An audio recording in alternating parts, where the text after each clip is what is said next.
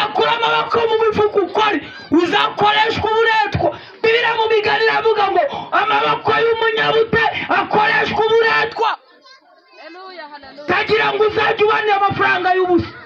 Nakubwiye ngo wiba bagufunga. Isi yarahumuye.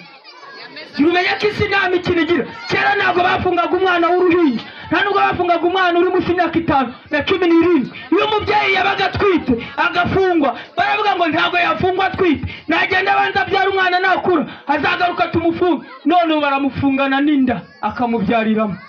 Si yarahumu yes cyuri kuzana ngo ndacyari muto nta wamfunga. Sawa, uzabimenya ko iwawe hariyo aburuta.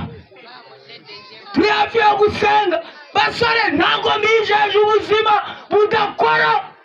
Ukomeza wicare ngo ngizangirira neza aricyo twavuganye. Yakivuganye nawe usinziriye. Kanguka, Kristo abonuka kumurikira. Haleluya, haleluya. Bazukanguke, Kristo kumurikira. By'amasezerano uvuga usambana, niba utanga amasezerano y'abasambana, iyo si Imana y'ukuri senga.